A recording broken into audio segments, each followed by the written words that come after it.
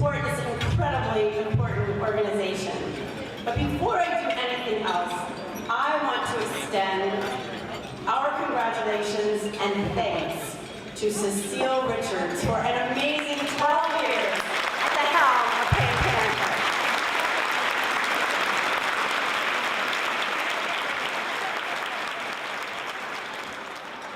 As Attorney General, as a woman, as a mother, and a grandma, I am committed to supporting and protecting access to reproductive health care for our future generations. And I'm not alone. In Oregon, we are incredibly fortunate that so many, nearly all, of our elected officials feel the same way. In fact, so many of them are here today in this room. So before I go any further, please join me in welcoming them. So first I'm going to read their names, okay? So you don't have to strain to try to find them. After I read the list, I'm going to ask them to stand up and we're going to just clap for at least 10 seconds, okay? So first, let me just go through the list. Congresswoman Suzanne Bonamici, Congressman Earl Blumenauer, Oregon State Treasurer Tobias Reed, City of Portland Commissioner Nick Fish, Multnomah County Commissioner Deborah Kafoury, Multnomah County Commissioner Loretta Smith, I should have said County Chair Deborah Kafoury, Multnomah County Commissioner Sharon Myron, Representative Janelle Bynum, Representative Jeff Barker, Representative Sherry Melstrom, Representative Teresa Alonzo Leon, Senator Diane Rosenbaum, Senator Lori Monis Anderson, former Senator Jackie Dingfelder. All right, if there are others, you get to stand too if I missed you. So all of you please stand and let's give them a round of applause.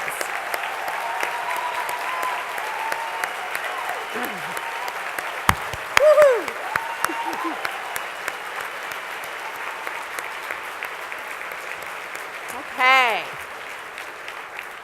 Thank you all for being here and supporting Planned Parenthood. And thank you, all of you, for your steadfast support of women's health during the last legislative session. It's because of your commitment that our legislature, and thank you to those in this room especially, passed the Reproductive Health Equity Act. Yay. And to our governor, of course, for a groundbreaking win for women's health, guaranteeing coverage to all women, regardless of their citizenship status. Yes.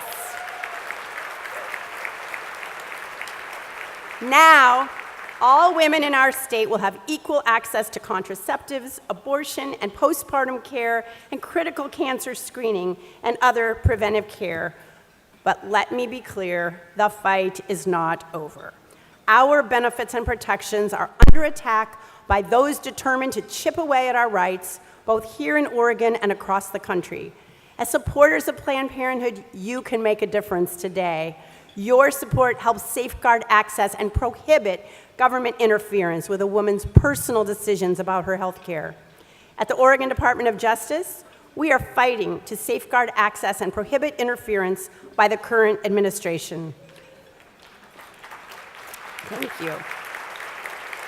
Rest assured that I will not stand idly by while the Trump administration and congressional Republicans in D.C. continue their efforts to slash access to women's health. Along with you, I will continue as we preserve Oregon as the only state in our nation with zero restrictions on abortion and ensure that all Oregonians have access to reproductive health care for generations. So let's cheer for that.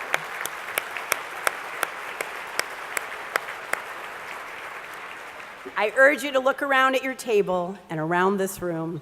It is this room where we build our coalition. It is in this room where we turn our visions for equality and freedom into reality. And you know this because you're here. And now let's make that change happen right here today. Enjoy our great speakers and this wonderful program. It's great to be with you.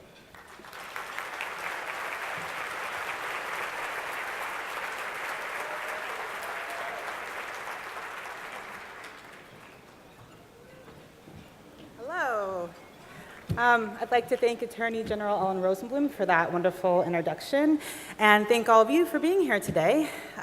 Today is one of my favorite days of the year, and it's a great way to start out the new year. I'm Sita Simonette. I have the honor and privilege of being the first queer Black woman and first person of color to chair the Planned Parenthood Columbia Willamette Board.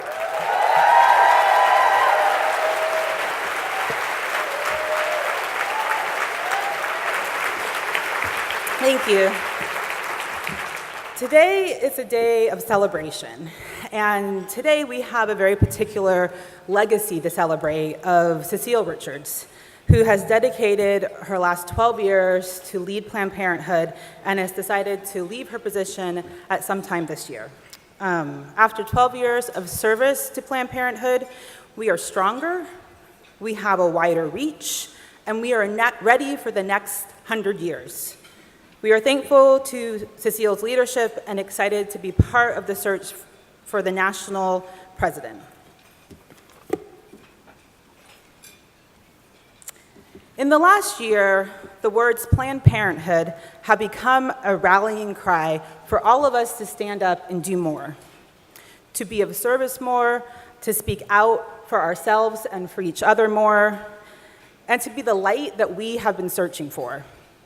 We are living in a time of our history. We are called upon to tell our stories and to listen to each other's stories of why we have chosen to do more, to raise our voices, to march in the streets for our rights and against the injustices that we see on a daily basis. In the last year, we have been part of and witnessed the spark that ignited the Women's March and the explosion of the Me Too movement. We have been inspired by Senator Elizabeth Warren's refusal to be silenced. We were warned, we were given explanations, and still we have persisted.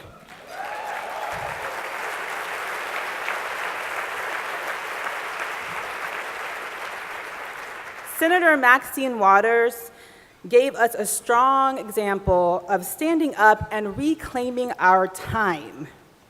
Our stories are powerful. They are why we serve, they are why we are moved, why we change, and why we grow.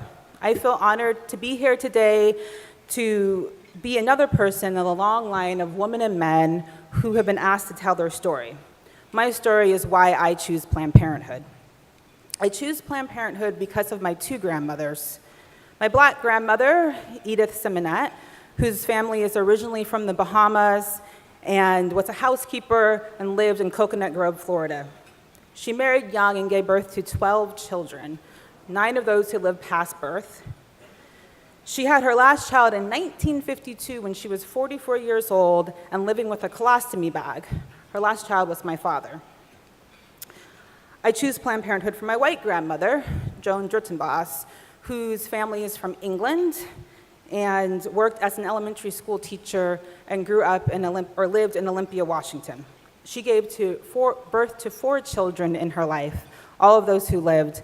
And she married at a young age, but not out of love, out of obligation after unintentionally getting pregnant with her first child, which was my mother. I often wonder what my grandmother's lives would have been like if they had had a Planned Parenthood to choose, if they had had access to birth control so that they were able to plan their families when they felt they were ready to have one. What other dreams they may have realized with their ability to plan, who else they may have become. I choose Planned Parenthood because of all the women still fighting today to have access they deserve to high-quality reproductive health care and education. I choose Planned Parenthood because of 26 hours of labor, which is how long it took me to bring our beautiful daughter, Lehoku, into the world.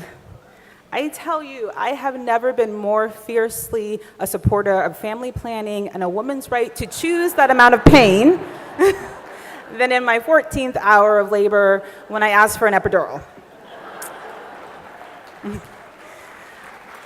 I choose Planned Parenthood for our daughter so that when she grows up, she will not be fighting the same fight. I want to thank I want to thank all of you for coming here today, for the story that has moved you to take time to support this amazing organization that is truly a beacon of light, Planned Parenthood. By continuing to come together in community to tell our stories, to support each other, and to fight for what we love, we will continue to change the world for the better. In the words of Dr. Maya Angelou, we may encounter many defeats, but we must not be defeated. Thank you very much.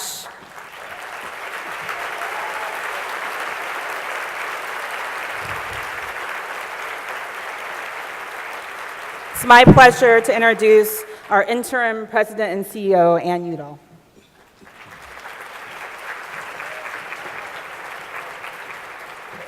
All right, let's just start hashtag Sita rocks, okay? She is amazing. So good afternoon to all of you. I also want you to know there's a overflow room. So this is such a big deal in Portland that there are people sitting in another room to support Planned Parenthood. So I want to make sure we include all of them.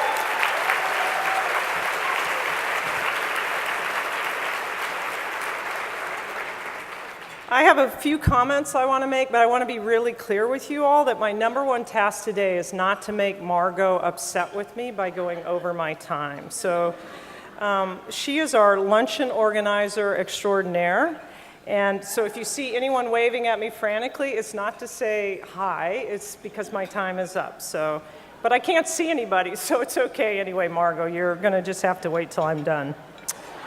So this room feels like I can be pretty honest right now, and I just want to tell you that in my long career, I've never met more passionate, dedicated staff, volunteers, board members, and supporters in any other job I've ever had. It is a truly remarkable thing to be part of Planned Parenthood, and I feel very humbled by it.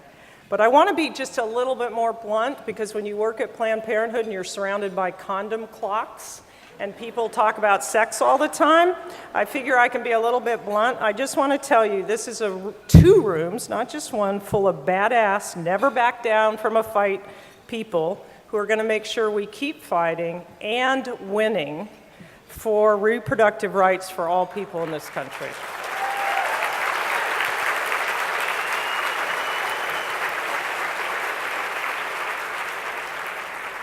So speaking of support, I'm absolutely thrilled that we have not one but two matching gifts for this luncheon, up to $50,000 each.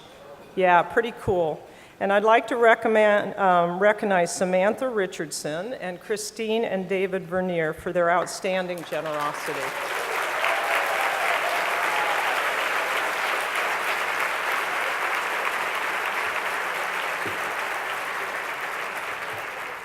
Any gift over the suggested donation will be doubled. So think about that. That's pretty cool. Christine and David can't be with us, but Samantha, where are you? I want to make sure you stand up and get another round of applause. Yes, cool.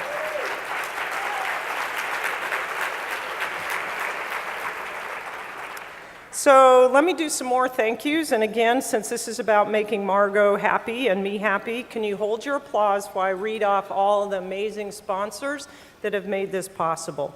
Evans Van Buren, Arlene Schnitzer, Hilton Portland and Executive Tower, Kathleen and David Altman, Sharon and Steve Brenner, Sally Brown, Molly Forster, Rosemary Rosenfeld, Stoll Reeves, Williamson and Hyatt, Susan Hammer, OHSU, Green Gables, Synergy Health, who wants you to know that their address is different than what's in the program. Thanks to every one of our sponsors, and just a big thank you to all of you for making this possible.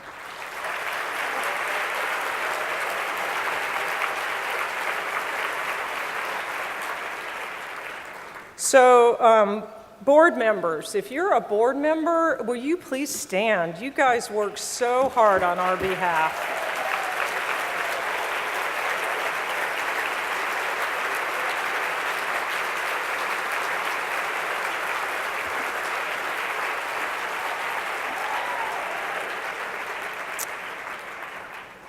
I also want to make sure to call out again that while we all sit in this room, in 7 health clinics around Oregon, we have people going to work every day that make the lives better for all of our clients.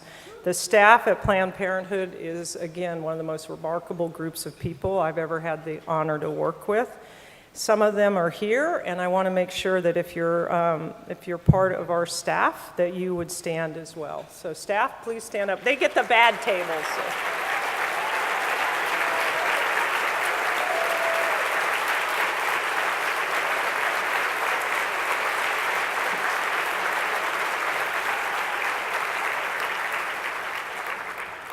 So, who are our first-timers to the luncheon? Can you raise your hand if you're a first-timer? Wow, cool.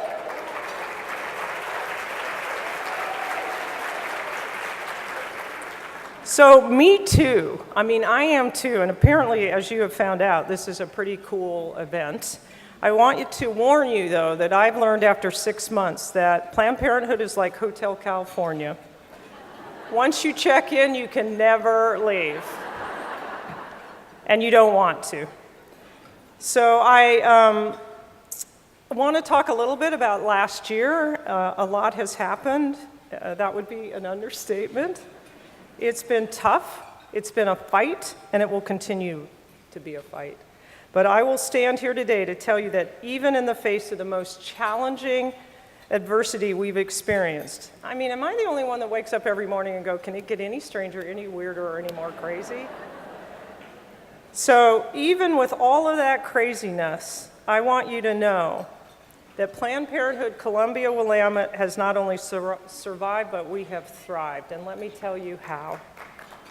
We are expanding many of our services, such as hormone provision, PrEP, and prenatal care, which in prenatal care, we're able to provide access to much-needed gender affirmation care, preventative HIV blockers, and the first steps in a healthy pregnancy. We haven't stopped there. We've just launched telemedicine, which expands our needed services to more patients so people can literally get on a video and have a conversation. It's really cool. We were fully accredited again in December, receiving some of the highest marks in the country for our affiliate, of all the affiliates around the country. And that is something that we're very, very proud of. All right?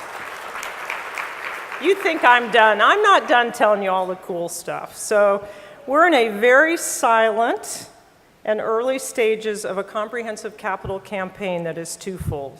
So we have 2 areas of focus. The first one is to rebuild our busiest and most diverse health center in Southeast. And if you want to go see what conditions, I mean, go look at our center on Southeast. It's pretty amazing.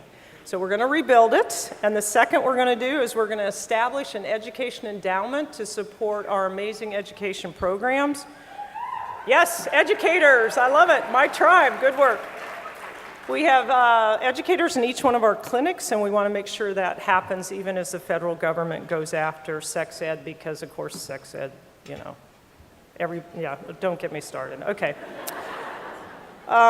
So we're well on the way of this silent campaign to realizing many of our goals. Some of our donors are in this room that helped kickstart that, and I would love it if you have been a donor in our silent phase, if you would stand up, so again, we can just say thank you to all of you. So I know you're out there.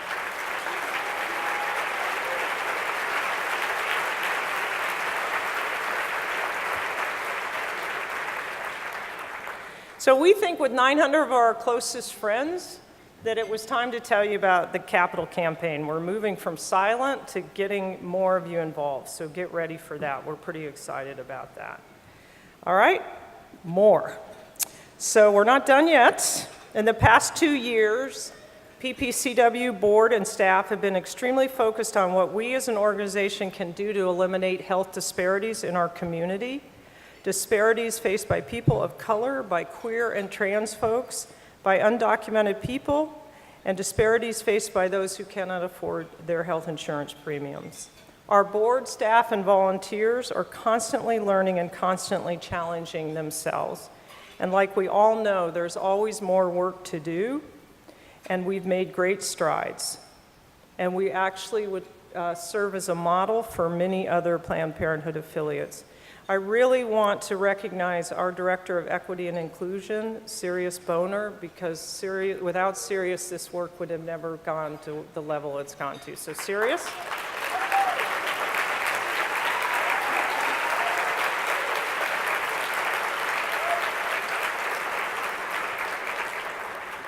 Ellen mentioned the most progressive reproductive health legislation passed. I think it's good to call out that Measure 101 passed this week as well. Great. And I'd just like to take a moment. You can be raucous and raise your hands on this one too. We'd love to acknowledge and thank the Pro-Choice Coalition of Oregon for their amazing effort to get 3391 passed. And if you're here or a member or give money or to any of these, let's hear it for ACLU.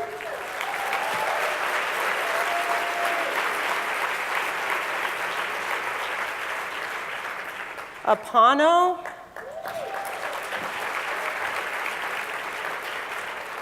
Family Forward. NARAL. Go NARAL.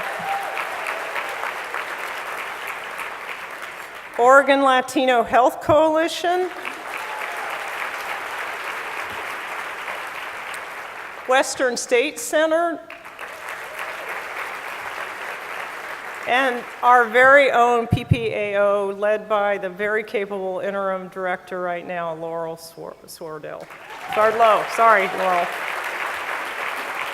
All right. You've heard enough from me. I can feel the stare, the hook coming this way. So if you're not an FOM, which is a friend of Margot, it's time to become one. Margot is the force behind this luncheon. It takes a lot of us to do it, but without Margot, it wouldn't happen. And she's just generally a force at all times, not just behind the luncheon. So to kick off our program, I'd like to introduce our own Director of Development Operations and Annual Giving, Margot Martin. Margot, where are you?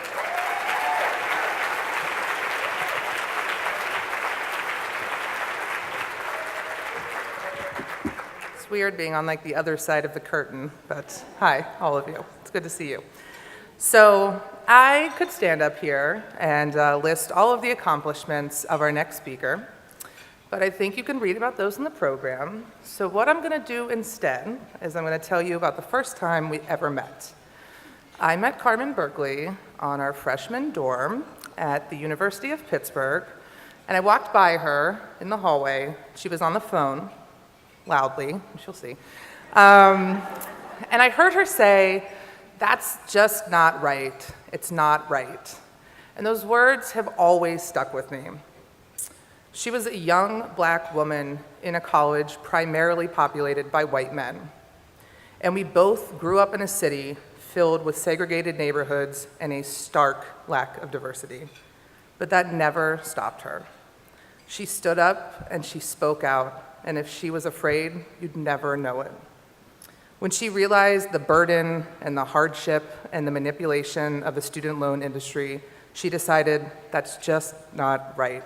And she took a leadership position with the United States Student Association for increased access for all people to get post-secondary education, because you shouldn't have to be rich just to go to college.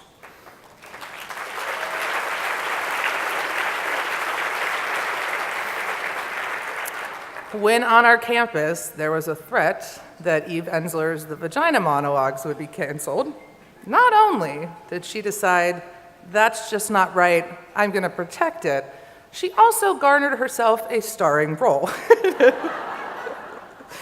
And when the Black Action Society was searching for more women leaders to advance the roles of students of color on campus and in campus politics, she stood up and she volunteered, because it just wasn't right what these students were facing on our campus. I think of her and this phrase often in my life. When I'm afraid to speak up or stand up, I think of her 15 years ago, before activism was a trendy thing. She was a young, fearless woman who truly knew that one person can change the world. In all honesty, after getting to know her, I found out that first conversation was actually, she was on the phone with her boyfriend at the time, and he was talking about an outfit that he was going to wear to a party. So it wasn't really working, but nevertheless, the phrases remained. She is one of the most brave, compassionate, and hilarious people I've ever had the pleasure of knowing. And I truly believe that I'm a better person for having known her, and I think you'll feel the same way after hearing her speak. So it is my absolute honor and privilege to introduce the Managing Director of Electoral and Advocacy Organizing Campaigns at Planned Parenthood Federation of America, and my very dear friend, Carmen Berkeley.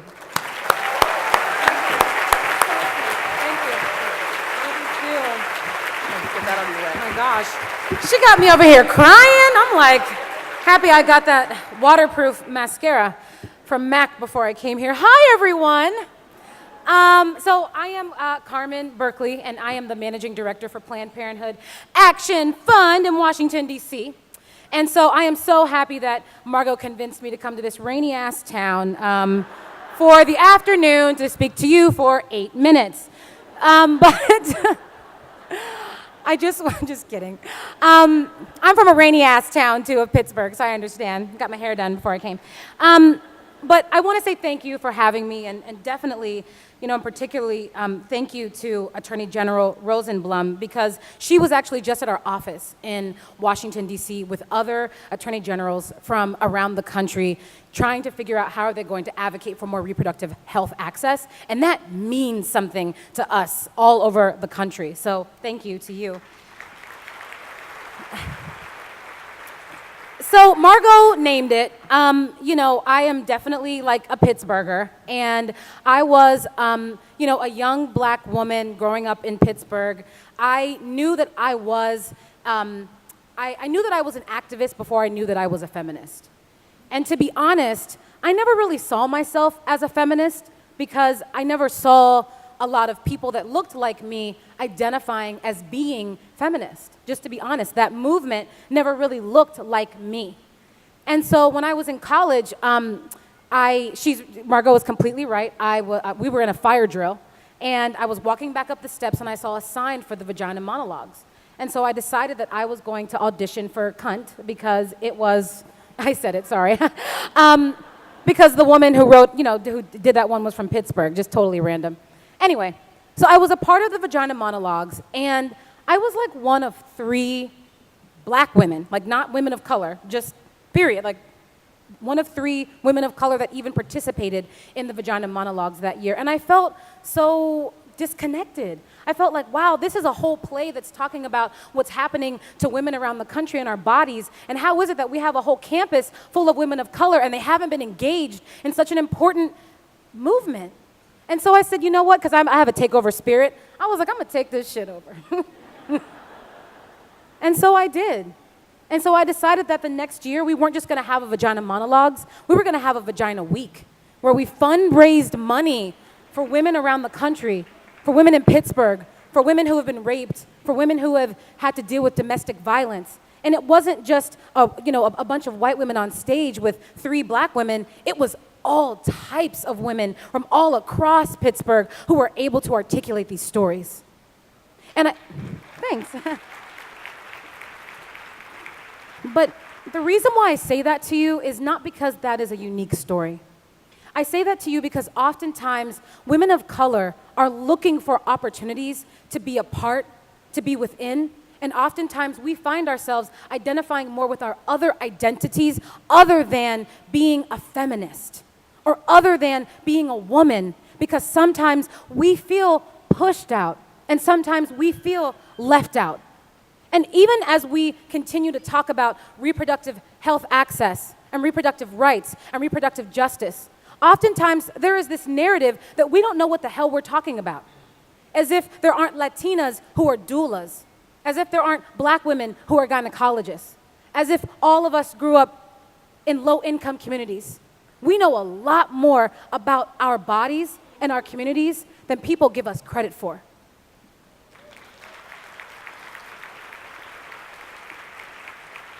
So what's happened over time is there is this movement and this wave that has happened over the last couple of years, and I am so appreciative of that wave in which white women and women of color have come together and are saying, we have to organize together. We have to do healthcare delivery together. We have to be culturally competent together because there is a force that is larger than us that is trying to tear us apart. And if you didn't notice, in states like Virginia, in states like Alabama, you could not win your elections unless women of color turned out. You could not win. So we have very real opportunities right now. Not just to say, well, my kid plays with a black girl, so I'm into diversity and inclusion. Or to say, well, I just gave money to Immigration and the DREAM Act, so I'm down.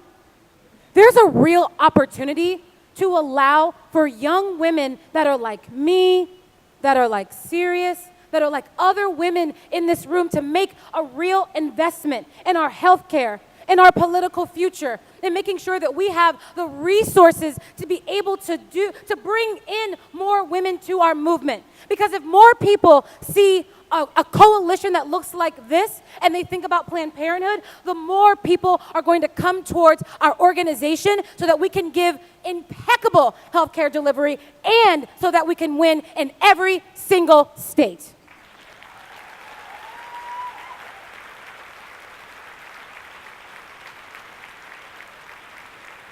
So, before I close, because I come from the church world, so you got to give people something to do.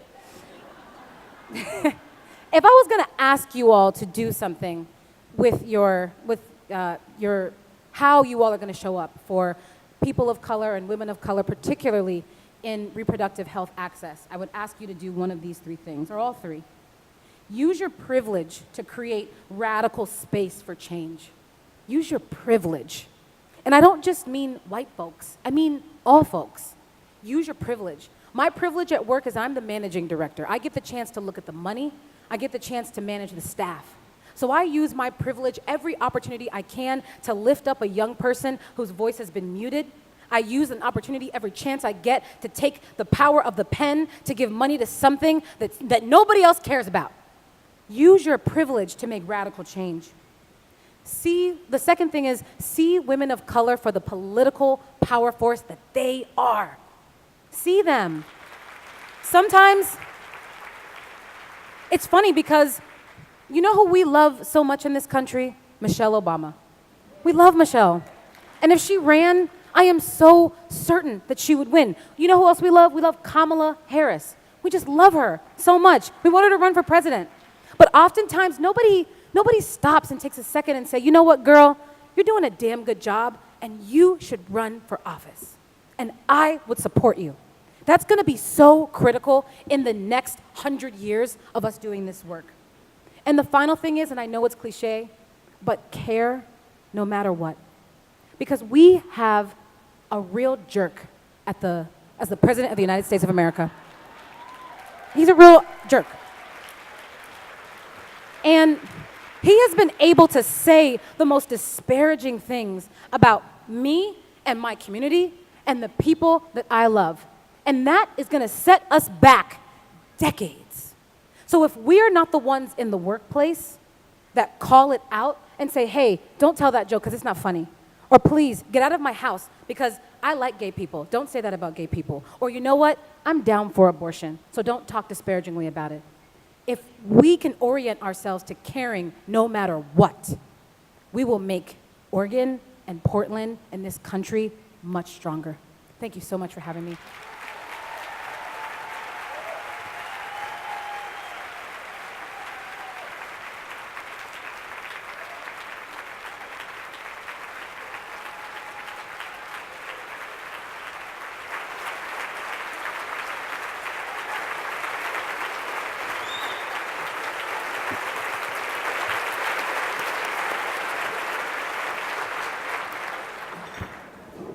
So I know it's a long flight, and it was 8 minutes, but it was a hell of an 8 minutes. Thank you.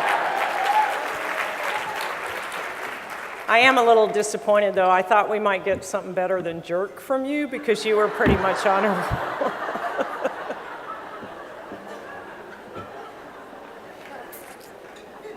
So it's my pleasure to introduce to you our second speaker, Dr. Alicia Moreland Capuia.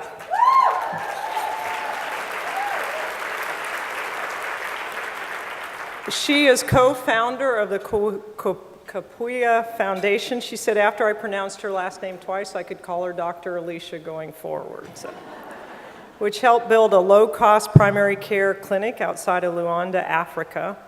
She earned a BS from Stanford University.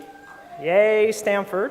Doctor of Medicine from the George Washington University School of Medicine, and if you don't think she had enough education, she completed 4 years of training in psychiatry and a fellowship in addiction medicine, both at our very own Oregon Health and Science University. So,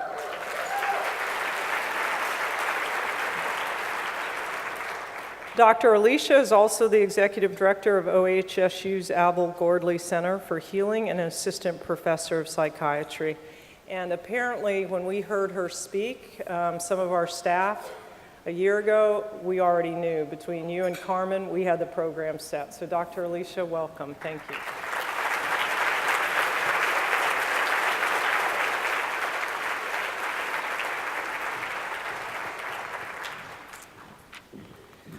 Well, good afternoon, everyone.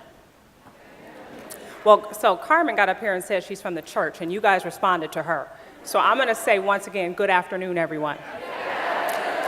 Wonderful, thank you. Thank you. Well, I want to thank Anne for the introduction. I want to thank Sita, the board chair. I want to thank Cecil. I want to thank all of Planned Parenthood's board of directors and each and every one of you for being here today. My thank you is really personal. There were a few of my family members who were in between jobs at one point and experienced a lapse in insurance and needed and were in search of very important primary care services, and they were able to find those services at Planned Parenthood. So on behalf of my family, I want to say thank you for the work that you do, and again, the thank you is very personal.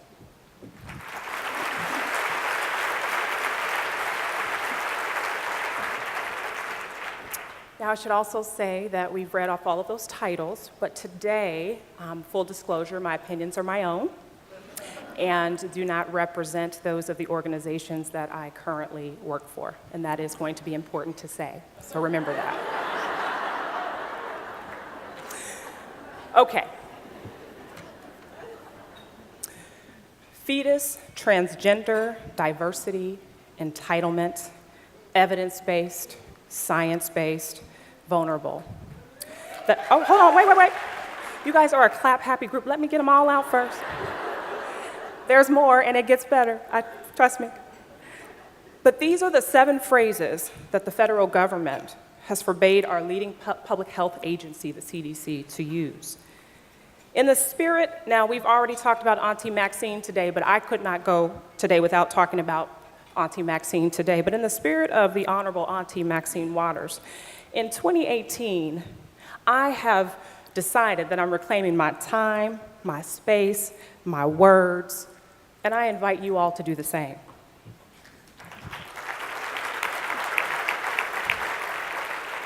The political climate that we find ourselves in has been less than friendly, accepting, and inclusive. Now, when Margot approached me, she asked me to talk today about health equity, so I will, in addition to a few other things. This rough political terrain has inspired deep reflection on my behalf. So as I was thinking about what I would say today, I came across some work from Glenn Ligon in 1990. And if you don't know Ligon, he's an American conceptual artist whose work explores the intersection of race, language, desire, sexuality, and identity. And in this 1990 reflective piece, Ligon wrote, "I feel most colored when I am thrown against a sharp white background." And of course, Ligon's work was fortified by Zora Neale Hurston's 1928 essay entitled, "How It Feels to Be Colored Me," an excerpt. Someone is always at my elbow, reminding me that I am the granddaughter of slaves. It fails to register depression with me. Slavery is 60 years in the past. The operation was successful, and the patient is doing well. Thank you. The terrible struggle that made me an American out of a potential slave said, on the line. The Reconstruction said, get set. And the generation before said, go. I am off to a flying start, and I must not halt in the stretch to look behind and weep. Slavery is the price I paid for civilization, and the choice was not with me. It is a bully adventure and worth all that I have paid through my ancestors for it. No one on earth ever had a greater chance for glory. The world to be won and nothing to be lost. It is thrilling to think, to know, that for any act of mine I shall get twice as much praise or twice as much blame. It is quite exciting to hold the center of the national stage, with the spectators not knowing whether to laugh or to weep. End quote. So from Hurston's 1928 piece, we get to Lagon's 1990 refrain. I feel most colored when I am thrown against a sharp, white background. We are forced to recognize love when we are forcibly thrown against hate, justice when we are thrown against injustice, life when we are thrown against death, truth when we are thrown against a lie, and equity when we are thrown against inequity. In 1916, Planned Parenthood founded on the idea that women should have information and the care they need to live strong, healthy lives and fulfill their dreams. Sanger, her sister and an activist, sparked a movement by establishing the very first birth control clinic in Brownsville, New York, and women responded. Now operating more than 600 health centers across the United States as the nation's leading provider and advocate of high-quality, affordable health care for women, men, and young people. Planned Parenthood was built on the life and legacy of nurse educator activist Margaret Sanger.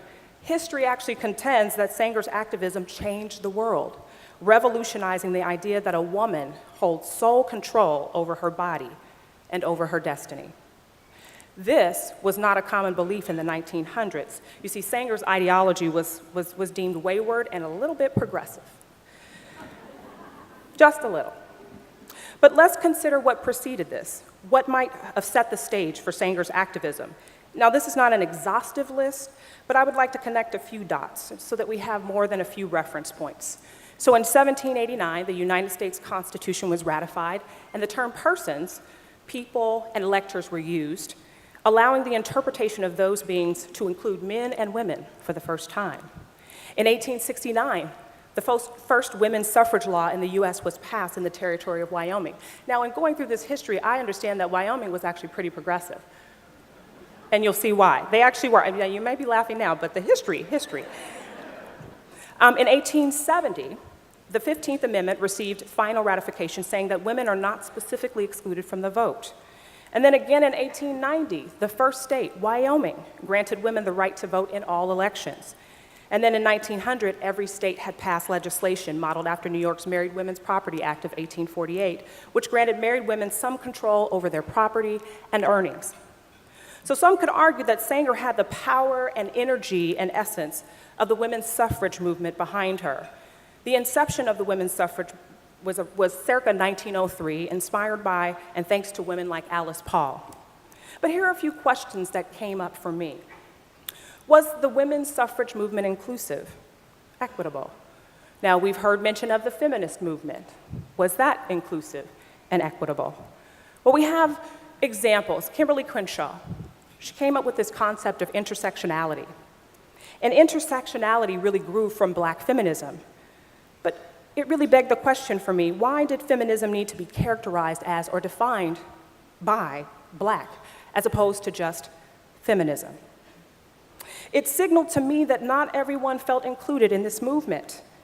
You know, intersectionality, as we now understand it, is the recognition of the multiple overlapping points of oppression.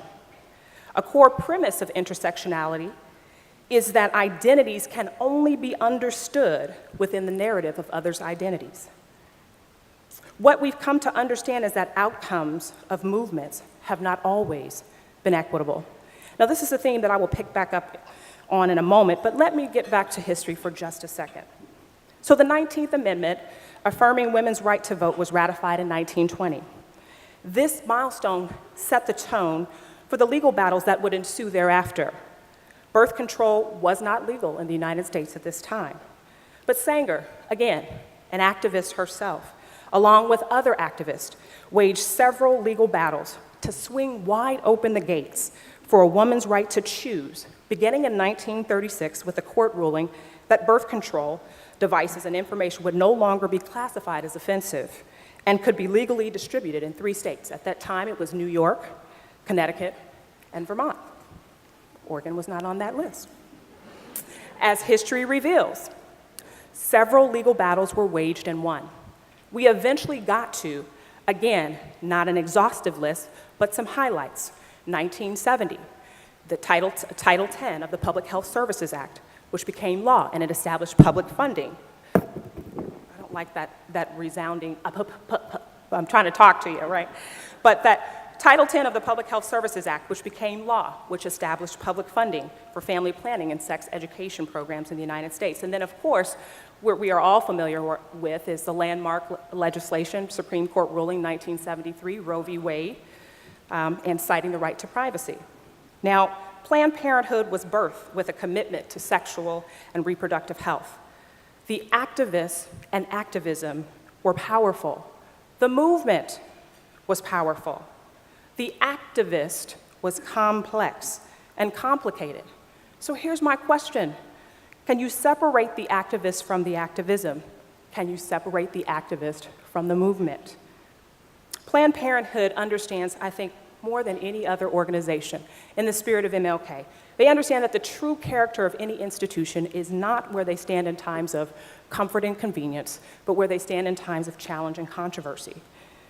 The geopolitical environment that we find ourselves in today is really interesting, to say the least. Now, I'm not going to use any expletives because I think my husband's recording and I don't want my kids to hear that. But power to the people. So, I will say this. It's interesting, and I think for me, it becomes a question of who really gets to shape narrative. Who gets to lead the conversation? What's in a movement, and what do movements accomplish? Do movements exclude by their very nature? Do movements build walls? Now, there's been a lot of talk about walls these days. So, I hate to do this, but I'm going to ask you, it's going to get a bit turbulent, so I'm going to ask you to fasten your seatbelts and hang on, and I'm going to assure you of a very smooth and safe landing. But bear with me. So during the prior campaign season, the person who's currently in office, he's going to be referred to as number 45, affectionately or disaffectionately, but it's number 45 today. So during the prior campaign season, one of number 45's cabinet members brought up the issue of eugenics and Margaret Sanger. Now, if I'm talking about healthcare equity, we can't ignore this portion of the history. Eugenics was a discipline championed by prominent scientists, now widely debunked, that promoted good breeding and aimed to prevent poor breeding. The idea was that humanity could be better through encouraging people with traits like intelligence, demanding work, cleanliness, thought to be genetic, to reproduce. Now, during this heated debate and campaign season, this cabinet member specifically addressed people of color, stating that people of color are foolish, end quote, to participate or believe in an organization whose founder never intended for you to survive. This was said. You all watch the news or hear it, so just bear with. I said, just put on the seatbelts. We're going to a good place. Follow me. So it became really interesting because no matter how hard the subject matter was, with this cabinet member's comments, no matter how irresponsible or maybe even misleading, it impacted people of color in the 21st century, so we can't ignore it. So the question that in other words, people listened. So let's go on record, but only for a moment. The question brought to bear was, did Margaret Sanger believe in eugenics? And the answer was yes, and it is complicated. In the United States at the time, the eugenics movement intersected with the birth control movement in the 1920s. And Sanger reportedly spoke at eugenics conferences. She also talked about birth control being used to facilitate the process of weeding out the unfit. Historians seem to disagree, however, on just how involved in the movement she was. Some contend that her involvement was for political reasons to win support for birth control.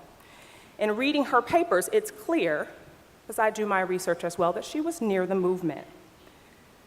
Susan Reverby, a healthcare historian and professor at Wellesley College, said this: "The idea that Sanger was enamored and supported some eugenicist ideas is certainly true." But Reverby also added, Sanger's main argument was not eugenics. It was that Sanger thought people should have the children they wanted. It was a radical idea for the time. So when number 45's, it got really quiet in here. Now I'm hoping that you're paying close attention, but we'll deal with that later. Okay, so when number 45's cabinet member brought this up, it caused a lot of division. White feminists continued to robustly support Planned Parenthood, and women of color did not abandon Planned Parenthood, but became a little bit more reserved and suspicious. So at the end of the day, number 45's cabinet member was tapping into a subtler sentiment, and that is the targeting of African Americans and people of color in healthcare systems. We know the history there. 2 words, Tuskegee experiment. There are cited and notable disparities in healthcare and outcomes that cannot be ignored nor disputed. And there is a larger social context. Sanger today is a case study for the complexity of activism, movements, and equity. Is it possible to believe more than one thing? Do people evolve? Do movements evolve? All questions that you get to answer on your own time. But are there disparities in activism, and who's privileged enough to lead movements? The suffrage movement didn't include all women. There was not equal access or equal outcomes for all women. This is proof that movements can inevitably, if we are not careful, drive inequity. 21st century, Tarana Burke. She was erased from the cover of Time magazine, and she founded the Me Too movement. The subtext and underlying notion is that no one cares about the life, safety, and vitality of the wide-nosed, thick-lipped black woman. This question is, are all women equal? I won't talk about Alabama and more, we've covered that, but he did ride in on a horse to cast his vote, but he did, well, we'll leave that alone. Redefining activism, increasing access to the voices that participate is critical. Activism is acting to affect social change, and this can occur in a myriad of ways and in a variety of forms. There has been tremendous activism and movements around healthcare access and equity. Health equity is generally referred to as having equal opportunities for the highest attainment of health. But one could ask, what is an equal opportunity? What does highest attainment of health look like? Well, the Georgetown Health Policy Institute broached the subject of whether or not the Affordable Care Act effectively tackled health equity. And its findings suggest the following: that overall, the Affordable Care Act has made impressive strides in reducing health inequity, foremost with increasing healthcare access insurance among people of color who have been disproportionately at risk of being uninsured. In years since the legislation passed, the uninsured rate of non-elderly blacks and Latinos have decreased. However, according to the Kaiser Family Foundation, uninsured rates are still disproportionately higher among people of color. Equity is achieved when optimal conditions for birth, life, work, learning, and aging are created. The social conditions that contribute to health equity must be addressed directly. So really the question becomes, how can you tackle equity if you haven't fully addressed racism, poor education, lack of housing, lack of opportunity for upward mobility, financial equity, housing equity, disproportionality and overrepresentation in the prison system, and poor healthcare outcomes? Maslow's, you know, that psychologist back in the 1940s, his summation of the matter would have likely been, or the question he would have likely asked is, how does one achieve healthcare equity when we have persons among us whose basic needs aren't being met? The need for food, safety, water, belonging. There is limited hope in attaining self-actualization in the face of dire unmet need. Health equity cannot be fully realized until we begin to actively deconstruct the very powerful social construct of racism, effectively making a shift from catch it, maintaining power, to sharing it. Inequity is a global phenomenon, and there are life lessons to learn from the world. Case in point, in the United Kingdom, It was shown that income was an important determinant of access to health care, and that unequal income distribution itself can be a cause of poorer health for society because of underinvestment in social goods like public education and health care. In Tanzania, it was demonstrated that wealthier families were far more likely to bring their children to a health care provider, which is a significant step towards stronger health care. Further, it revealed that education is a crucial factor in healthcare utilization and is closely intertwined, no secret here, with economic status.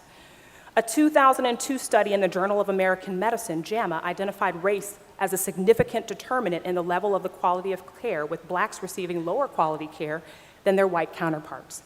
The Office of Minority Health confirms that this fact, with African Americans dying at a higher rate for heart disease and cancer. Ethnic health inequities also appear in nations across the African continent. A survey of the child mortality of major ethnic groups across 11 African nations, to include Central African Republic, Cote d'Ivoire, Ghana, Kenya, Mali, was published in 2000 by the World Health Organization. And the study described the presence of significant ethnic parities in the child mortality rates among children younger than age 5, as well as in education and vaccine use. In South Africa, the legacy of apartheid still manifests itself as a differential access to social services, including health care based upon racial and social class, and the resulting health inequities. Further evidence suggests systematic disregard of indigenous populations in many countries. Sexuality is a basis of healthcare discrimination and inequity throughout the world. The impact that the trauma of racism in America, unconscious bias, toxic stress plays on health equity as drivers of health inequity cannot be ignored. There's not enough time to go into detail there. But here's the hope. Here's where the smooth landing will come. What does change require? We cannot thoughtfully discuss health equity independent of overall equity, independent of activism and independent of movements. Sometimes movements and activism inevitably builds walls. There's been, as I said before, a lot of talk about walls lately in this country. As a matter of fact, our government recently shut down over it. The kind of wall that Number 45 seeks to build would exclude and widen the inequity gap considerably. And I remain concerned. But allow me to rest on the theme of walls in my closing as I tie multiple thoughts together. The Cold War lasted, you didn't think I was going to go there, right? Tie it all together. The Cold War lasted 4 decades, 1947 to 1987. On June 12th of 1987, in front of the Brandenburg Gate in West Berlin, Reagan, not a name you expected to hear today either, issued a challenge to Soviet Union leader Mikhail Gorbachev to make good on his promises of liberalization. Come here to this gate, Mr. Gorbachev. Open this gate. Mr. Gorbachev, tear down this wall. Now, the wall came down in 1989, approximately 2 years after President Reagan's dramatic plea. Now, Reagan supporters would contend that it was his powerful plea that resulted in the divisive, painful wall coming down. But if you dig a little deeper, you find that Reagan played but a minor role in the tearing down of the wall. Throughout the 40 years of the Cold War, popular uprisings against governments established by the Soviet Union in East Central Europe took place over and over again.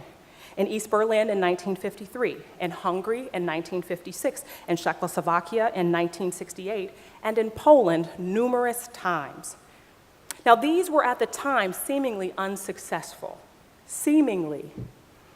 Then came East Germany's turn, and this time Gorbachev himself was in the thick of the action. That October, he attended the 40th anniversary celebrations in East Berlin. Hundreds gathered outside the parliament shouting, now my German is not that great, but I'm going to give it a chance here, shouting, Gorbi, Hilf uns.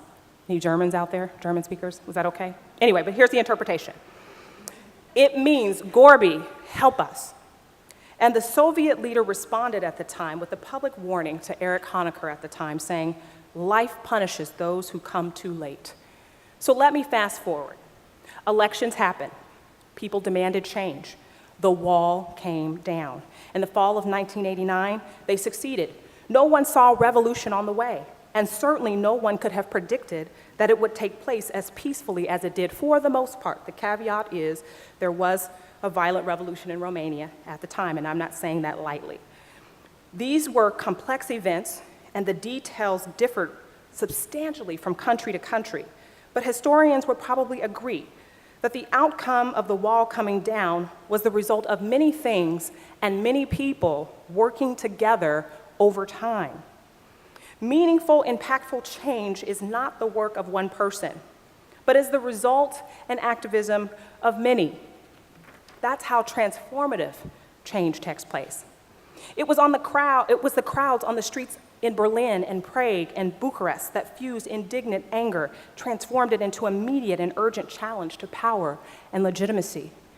You see, change was not inevitable, but it was intentional, and it came at the hands of the people. We are the people.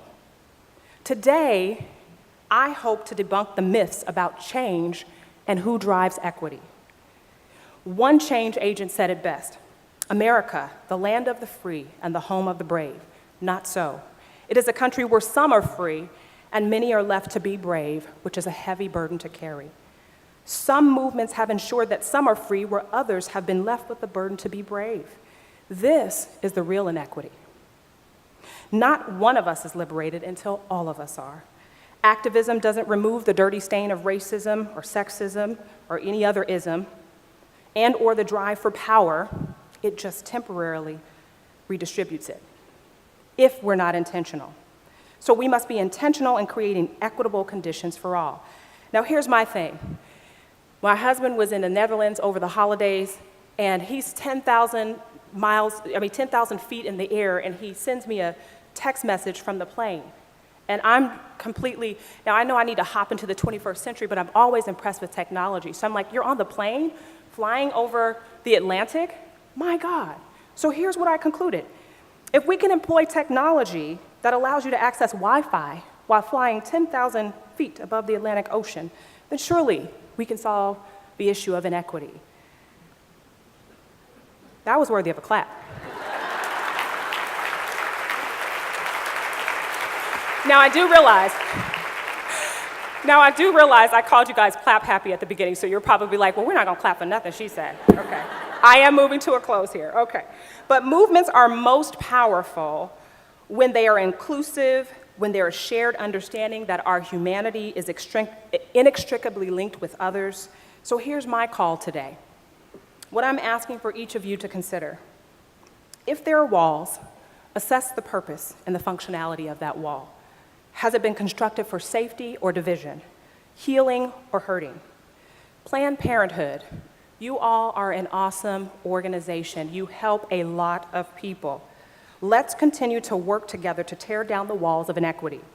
The movement must intentionally be inclusive, and I believe that you are poised to do this. Again, in the spirit of MLK, equity won't roll in on the wheels of inevitability, but equity will come with the feet, hands, hearts, and minds of intentionality. We know the statistics, we know the history, now we must change. Keep tearing down those walls. Inspired by poet Mo Young Mi Kim, I will leave you with this simple yet profound sentiment: what alerts should also alter. Thank you.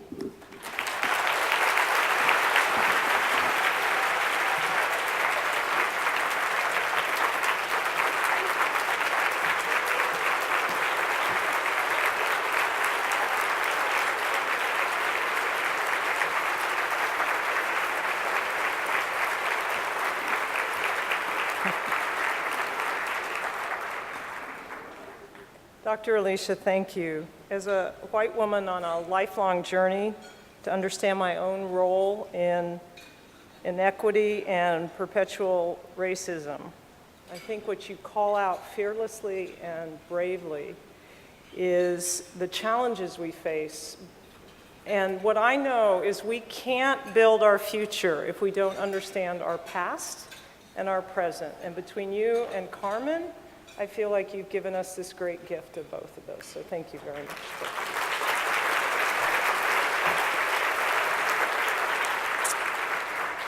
So our last speaker, we thought it might be a really great way to end our luncheon this year by having one of the heart and soul of our organization, young woman who's a clinic assistant that's worked for us.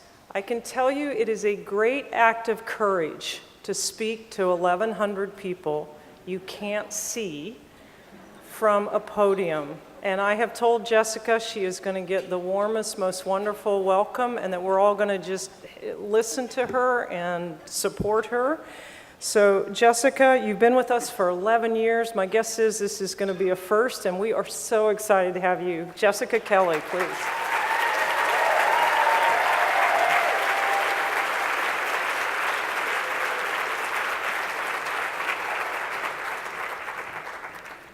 Hi.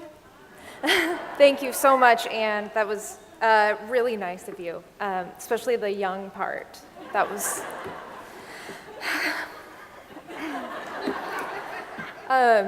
I am so honored to have worked for Planned Parenthood Columbia-Willamette for over a decade, 10 and a half years to be exact, but who's counting?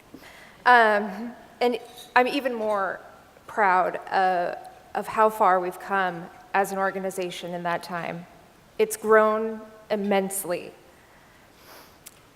I grew up in rural Oregon my whole life.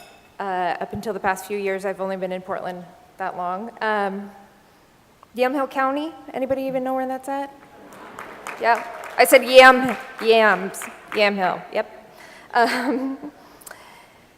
So I know firsthand the challenges that people who live there face when it comes to reproductive health care.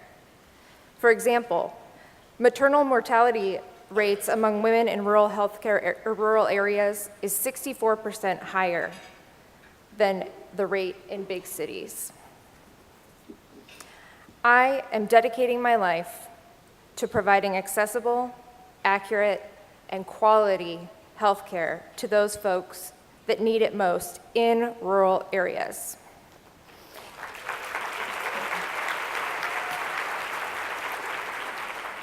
And how am I doing that? Currently, I'm completing my post-bac in pre-med at Portland State. I just came from class, actually. And, thank you. And entering my second try at the application cycle for medical school.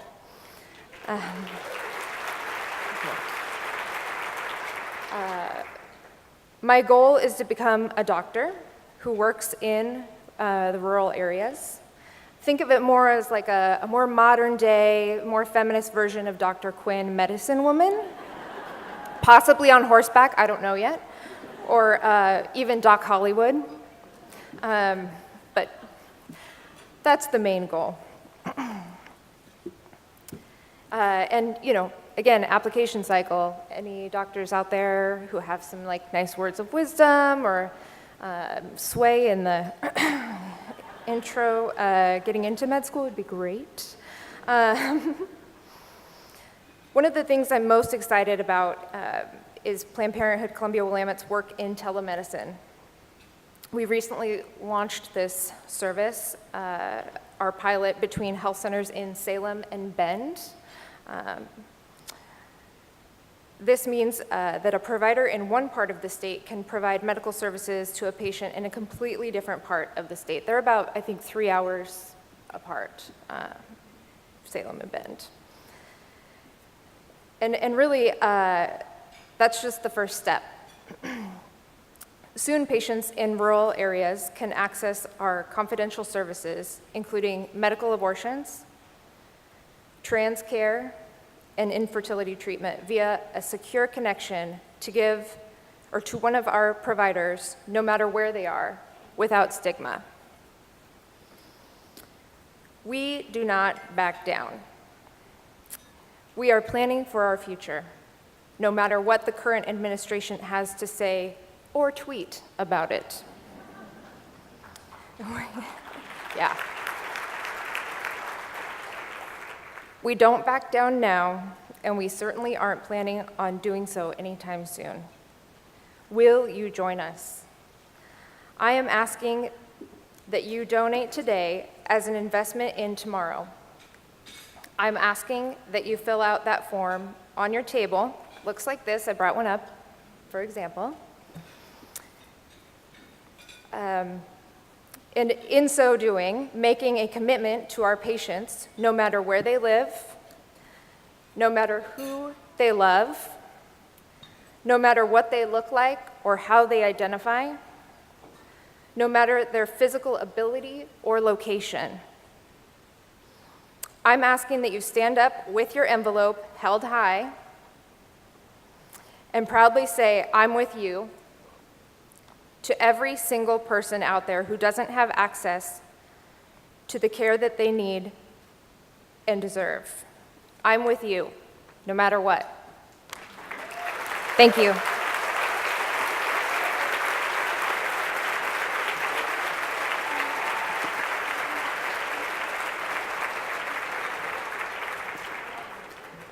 I don't know, she took to that pretty well, didn't she? I'm thinking Ellen and the rest of the elected officials in this room, you need to talk to Jessica about more women running for office after she gets that degree. So Jessica, thank you. So I'm with you. That's what we are asking. We're asking your table captains will talk with you. Any amount you can give. I have a story. I was at Bend recently, and we ask all our clients when they leave, can they give a little bit of money? And this woman pulled out, I thought, well, she'll pull out a 10, she'll pull out a 5. She pulled out $2. And she said, "This is all I have, and I'm giving it to you." So I know this room has more than $2 in your pocket, so please, please, give generously. We have a huge and wonderful future in front of us. I'll see you all next year. No, I probably won't, but I'm sure you'll see each other next year. So thank you all for being here.